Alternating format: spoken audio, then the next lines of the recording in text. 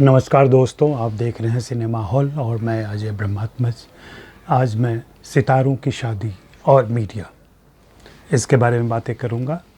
अभी 24 जनवरी को वरुण धवन ने अपनी गर्लफ्रेंड नताशा दलाल से शादी की और खुद एक फ़ोटो शेयर किया इंस्टाग्राम पर और फिर लिखा, ज़िंदगी भर की मोहब्बत सफल हो गई। तो हमने देखा किस तरीके से मीडिया के लोग वहाँ आसपास मौजूद थे। अलीबाग में मैंशन हाउस के आसपास ये शादी हो रही थी और इस शादी में जिस तरीके से एक मीडिया को दूर रखा गया था और नो फ़ोटो पॉलिसी लागू की गई थी, जिसकी वजह से मीडिया मैंशन हाउस के अंदर नहीं पहुंच सकता था और वे लोग चाह कर भी शादी की तस्वीरें नहीं ला सकते थे।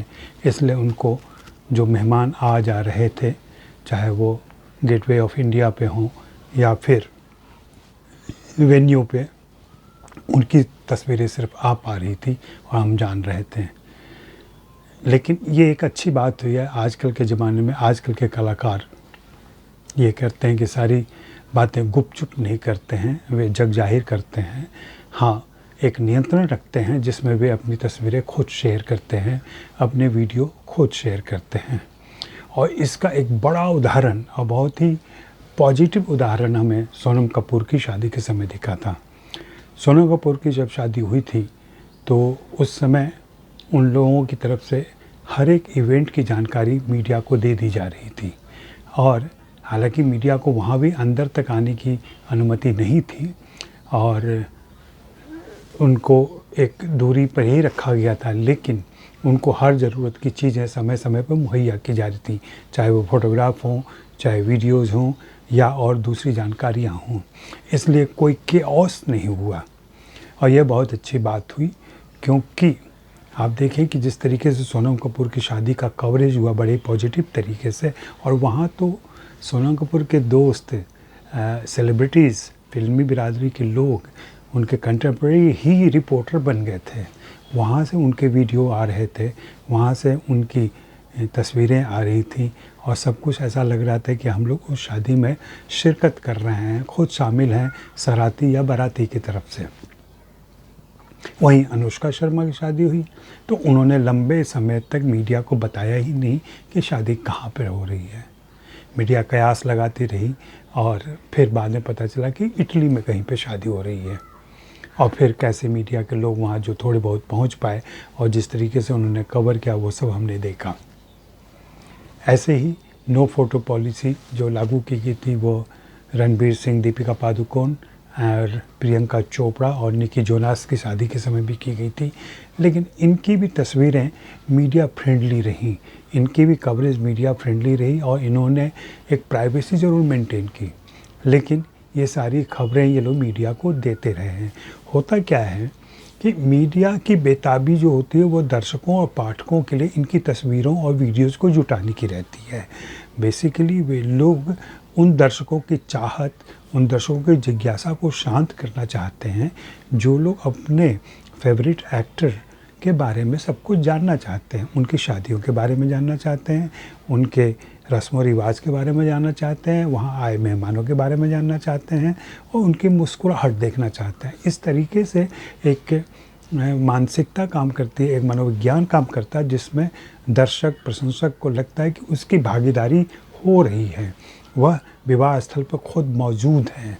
और ऐसा स्वाभाविक है क्योंकि हम भारत में जानते हैं किस प्रकार से फिल्म एक्टर और क्रिकेटर, इन दोनों के बारे में एक उत्सुकता सी बनी रहती है आम दर्शकों के बीच, आम पाठकों के बीच, और वही ऐसी शादियों में नज़र आती हैं क्योंकि हम वैसे भी फिल्म स्टारों के बारे में और क्रिकेटरों के बारे में उनकी हर गतिविधि की जानकारी चाहते हैं, उनके बारे में सब कुछ जानना चाहते हैं। और शादी तो उनके जीवन का एक महत्वपूर्ण इवेंट है, तो उसके बारे में जानने का पूरा अधिकार दर्शकों, प्रशंसकों को है। अब यह डिपेंड करता है कि फिल्म पर्सनालिटी या फिल्म बिरादरी के लोग किस प्रकार से मीडिया को ट्रीट करते हैं और कैसे अपने दर्शकों, प्रशंसकों को ट्रीट करते हैं, उनके प्रति क्या व्यवहार रखते हैं। अब जैसे अभिषेक बच्चन की शादी हुई, अभिषेक बच्चन ऐश्वर्या राय की शादी भी एक हाई फाई शादी थी, लेकिन वहाँ पे मीडिया की जो दुर्दशा हुई और मीडिया के प्रति एक बेरुखी दिखाई पड़ी, वह उसका नतीजा ये रहा कि मीडिया ने जब उनके दिए खाने पीने के पैकेट आए तो उसको लौटा दिया। ऐसा नहीं होना चाहिए था, लेकिन ये बदइंतज़ामी की वजह से, ये बेख़याली की वजह से ऐसा हो गया होगा। हालांकि उसके बाद भी मीडिया की मोहब्बत ऐश्वर्या और अभिषेक प्रति कम नहीं हुई है, वे वैसे ही बरकरार हैं, क्योंकि सब कुछ लोग भूल जाते हैं। आखिरकार साथ में रहना है, और जहाँ पे कहते हैं कि रसोई में 2 बर्तन होंगे तो वे आपस में टकराएंगे ही। तो मीडिया और सेलिब्रिटीज़ ऐसे ही 2 बर्तन हैं जो इस मनोरंजन जगत की रसोई में काम करते हैं और साथ रहते हैं। करिश्मा कपूर की शादी में भी यही हाल रहा कि दूर दूर तक रखो मीडिया को, तो ये हालत हो गई थी कि मीडिया के लोग वहाँ पहुँचे ज़रूर, और फिर उसके बाद वे खुशबुओं की बात कर रहे थे कि शायद रसोई में बिरयानी बन रही है, शायद रसोई में इस तरीके का व्यंजन पक रहा है और उसकी खुशबू बाहर तक आ रही है। तो उस शादी में खुशबुओं की खबरें आईं और उस तरीके से करिश्मा कपूर और संजय कपूर की शादी का जिक्र हुआ, और फिर हालांकि ये शादी बाद में टूट गई। करीना कपूर और सैफ अली खान की शादी के बारे में भी बहुत ज़्यादा प्रचारित नहीं किया गया, चीज़ें गुपचुप तरीके से ही निकल गईं। शाहिद कपूर और मीरा की भी शादी हुई तो उसको भी थोड़ा प्राइवेट मामला ही रखा गया, लेकिन रिसेप्शन में शाहिद कपूर ने सभी को बुलाया था। वैसे ही शिल्पा शेट्टी ने भी राज कुंद्रा से शादी करने के बाद रिसेप्शन में पूरे मीडिया को बुलाया था, अपने दोस्तों को और वैसे अपरिचित मीडिया कर्मियों को भी। तो एक सामान्य व्यवहार है, यह एक औपचारिकता है जो निभाई जाती है फिल्म बिरादरी की तरफ से। अगर पुराने दौर में चलें तो हम याद कर सकते हैं कि एक ज़माने में जब राजेश खन्ना ने अचानक से घोषणा की थी कि वे डिम्पल कपाड़िया से शादी करेंगे, और इन्होंने इस शादी की सबसे पहली सूचना देवयानी चौबल अपने पत्रकार मित्र को दी थी। देवयानी चौबल एक ज़माने की फ्रैंकली स्पीकिंग नाम की कॉलम लिखती थी और उसकी वजह से काफ़ी चर्चित थी वो, और वो बहुत सारे फिल्म एक्ट्रेसेस की दोस्त हुआ करती थी। तो रात के 3 बजे ऐसा बताते हैं कि राजेश खन्ना ने उनको खबर दी थी कि वे डिम्पल से शादी करना चाहते हैं। डिम्पल और उनके बीच 15 साल की उम्र का फ़र्क था, और ऐसा कहते हैं कि डिम्पल का रोमांस शुरू हो गया था ऋषि कपूर के साथ, और राजेश खन्ना के रोमांस की तो खबरें आती ही रहती थी, लेकिन यह अचानक जब खबर आई तो मीडिया में तहलका मच गया। और इस शादी की खबर उस समय के मीडिया कवरेज के हिसाब से इसका एक वीडियो बना था जो न्यूज़ रील की तरह, जी हाँ, शायद आपको याद होगा, न्यूज़ रील की तरह फिल्म के शुरू में दिखाया जाता था। उसमें अमीन सयानी की आवाज़ आती थी, और अमीन सयानी ने पूरा शादी का ब्यौरा बताया था कि उसमें कौन कौन लोग आए थे, कैसे कैसे लोग आए थे और क्या क्या हो रहा था। तो पल पल की खबर शादी की रात की वे दे रहे थे। अगर मैं याद करूं मीडिया और सितारों की शादी की बात, तो मुझे हाल ही में एक किताब पढ़ने को मिली जिसमें विनोद तिवारी ने जिक्र किया है कि कैसे उन्हें एक दिलीप कुमार की शादी की जानकारी मिली थी और फिर कैसे उन्होंने उसको पब्लिश किया था। हुआ यूँ था कि विनोद तिवारी एक निर्माता निर्देशक का इंटरव्यू करने गए थे, जैसे रेगुलर इंटरव्यूज होते हैं। वे अपने इंटरव्यू में बातचीत के दौरान थे, तभी निर्माता निर्देशक के पास किसी का फ़ोन आया जो अर्जेंट कॉल की तरह था। निर्माता निर्देशक ने उनसे 2 मिनट का समय मांगा, जाकर बात की, और बात करने के बाद उनके चेहरे पर एक आश्चर्य का भाव था, एक खुशी का भाव था और एक उत्सुकता सी थी। जाहिर सी बात है, विनोद तिवारी ने पूछा क्या बात थी, क्यों इतने आप आह्लादित नज़र आ रहे हैं। तो उन्होंने बताया कि आप बताइएगा नहीं किसी को, दिलीप कुमार और शायरा बानो शादी करने जा रहे हैं, और मेरे पास फ़ोन इसलिए आया था कि मेरी जो फ़िल्म की शूटिंग अभी होने ही थी, जिसमें शायरा बानो को शामिल होना था, उसकी शूटिंग अभी नहीं हो पाएगी, इसलिए मुझे इत्तला की जा रही थी कि मैं बाकी इंतज़ाम ना करूं। विनोद तिवारी को यह खबर मिली, अब उनसे रहा नहीं जा रहा था। उन्होंने इंटरव्यू को बीच में ही लगभग बंद किया और उनसे आग्रह किया कि अब मुझे ऑफिस जाने दीजिए, एक ज़रूरी खबर देनी है मुझे, और उन्होंने बता दिया था उनको कि यह खबर मैं दूंगा, और साथ ही यह आश्वासन दिया था कि आपका नाम कहीं नहीं आएगा। अब ये बात लेकर के वे पहुँचे माधुरी के दफ्तर, और माधुरी के दफ्तर में अरविंद कुमार तब संपादक हुआ करते थे। उन्होंने यह खबर बताई। यह खबर बहुत बड़ी खबर थी, क्योंकि तब तक दिलीप कुमार के रोमांस की खबरें तो बहुत आ रही थी, लेकिन शादी की कोई खबर नहीं आ रही थी। तो ये शादी की खबर और पक्की खबर थी, क्योंकि किसी ने निर्माता को बताया था, तो ये कहीं से अफवाह नहीं हो सकती थी। तय हुआ कि इसको क्या किया जाए, इस खबर को, और जल्दी से जल्दी दर्शकों पाठकों तक पहुंचाया जाए इस बात को।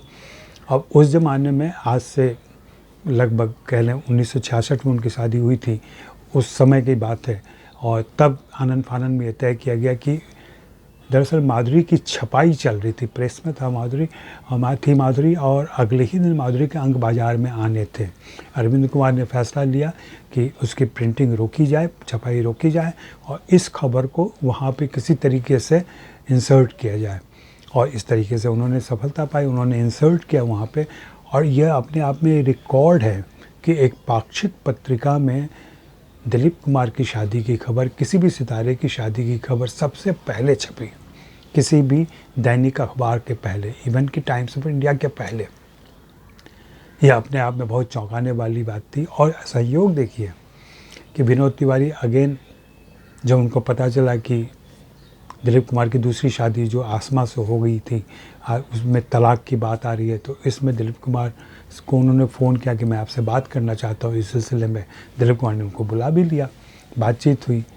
अब दिलीप कुमार तो इस भाव में थे कि भाई ये पाक्षिक पत्रिका वाले लोग हैं, जब तक ये सब छापेंगे तब तक तो मेरी खबर पुरानी हो जाएगी, या तब तक मेरा तलाक का मामला पूरा हो जाएगा। तो उन्होंने बता भी दिया, इंटरव्यू दिया, उसमें सारी बातें स्पष्ट कर दी।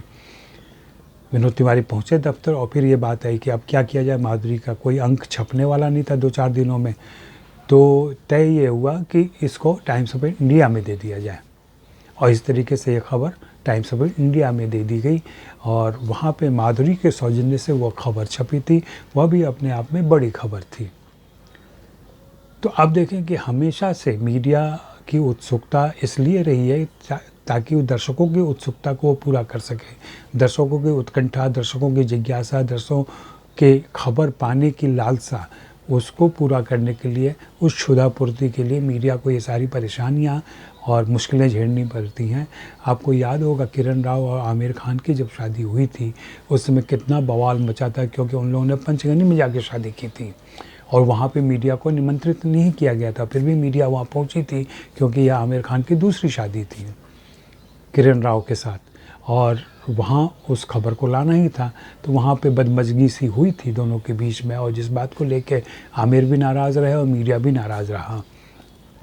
तो ऐसी खबरें अगर परस्पर समझदारी ना हो मीडिया और सेलिब्रिटी के बीच में, तो ये चीज़ें हो जाती हैं। लेकिन अब हम देख रहे हैं कि जो नई पीढ़ी के कलाकार हैं, जो सोशल मीडिया को समझते हैं और इस चीज़ को समझते हैं कि उनका बाज़ार में क्या मूल्य है और किस तरीके से पब्लिक उनके बारे में जानना चाहती है, उनके बारे में उत्सुक रहती है, इसलिए वे उसकी आपूर्ति करते हैं और समय पर सही जानकारी देते हैं। हाँ, प्राइवेसी चूँकि एक निजी मामला है, और जिस तरीके से मीडिया की भरमार हो गई है और कैमरे की भरमार हो गई है, वैसे में ये नो फोटो पॉलिसी लागू करना कहीं से भी आश्चर्य नहीं पैदा करता, यह बहुत स्वाभाविक है। तो इस तरीके से ये बातें मैं ख़त्म करता हूँ, और ऐसी खबरें भी बीच बीच में मैं लाता रहूँगा। ये ट्रेंड है बेसिकली। इस प्रवृत्ति को समझने की ज़रूरत है कि सितारों की शादी में आम दर्शक और पाठक की क्यों अभिरुचि रहती है, क्यों वह जानना चाहते हैं। आप भी विचार करें और अपनी राय दें मुझे। और जैसा कि मैं बार बार कहता हूँ और हमेशा याद दिला देता हूँ कि यह मिशन 5000 चल रहा है। हमें जल्दी से जल्दी 5000 का सब्सक्रिप्शन पूरा करना है, और आप देखते रहें, सब्सक्राइब करें, लाइक करें, शेयर करें, दूसरे दोस्तों को भी बताएं कि वे इस चैनल को सब्सक्राइब करें। शुक्रिया, मेहरबानी, धन्यवाद।